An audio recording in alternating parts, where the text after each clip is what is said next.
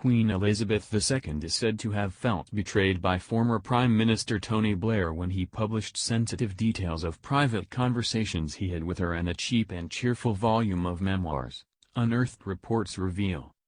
At the end of July, now Prime Minister Boris Johnson visited the Queen at Buckingham Palace, after securing a landslide victory over his Tory leadership rival, Jeremy Hunt.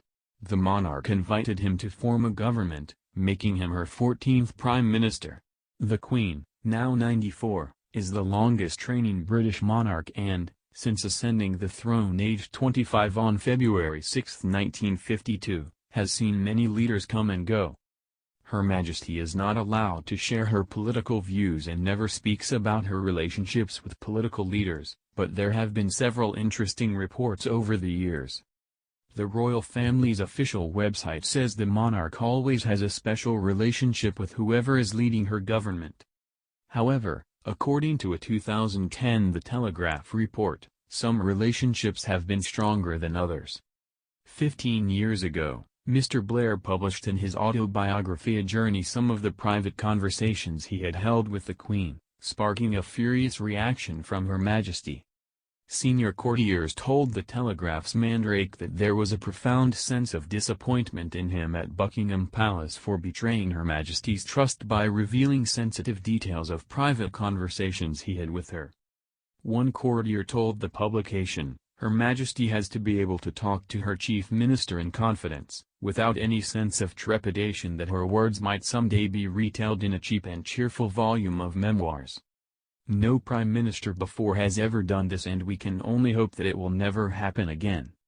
Among other indiscretions in the journey, Mr. Blair told of a discussion he had with the Queen at Balmoral after the funeral of Diana, Princess of Wales, in which he claimed Her Majesty had told him that lessons had to be learnt from the way things had been handled after her death.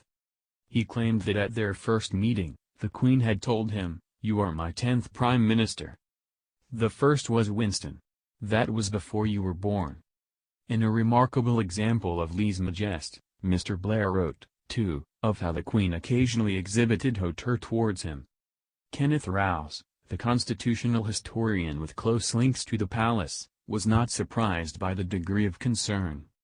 Mr. Rouse said, in Bagehot's words, "The monarch has the right to be consulted, the right to encourage, the right to warn his or her chief minister. That has to be done on the basis of trust." I recall James Callaghan telling me that, after his audiences, he would refuse even to divulge details to the Queen's private secretary about the issues which had been raised. According to a 2010 report by the Daily Star, Prince William also felt betrayed by Mr. Blair's autobiography, as the former Prime Minister published all the private conversations he had held with the future king as well. Mr. Blair claimed in his book that the future king hated the prison walls of his destiny. He wrote, he knew now, if he didn't before, what being a prince and a king meant. For all the sense of duty, the prison walls of hereditary tradition must have seemed too high a price to pay. Mr. Blair went on to say that the Duke of Cambridge was angry at being made to play a public role while he was grieving for his mum. He said, "I had also spoken to William who was not only still grieving but angry. He knew, rationally, why the week between Diana's death and the funeral had to be as it had been. But he felt acutely the conflict between public position and private emotion." One palace aide told the Daily Star at the time, William would have thought that any conversation with a prime minister would be confidential. The Duke and Duchess of Cambridge did not invite Mr. Blair at their 2011 royal wedding, despite it being a semi-state occasion. By contrast, his conservative predecessors, Sir John Major and Baroness Margaret Thatcher, received invitations. Lady Thatcher declined on health grounds but Sir John attended. A spokesman for St. James's Palace said Mr. Blair had not received an invitation because he was not a Knight of the Garter, unlike Sir John and Lady Thatcher. However, Labour MPs said it was surprising and odd that Mr. Blair had been snubbed on what was a great British occasion.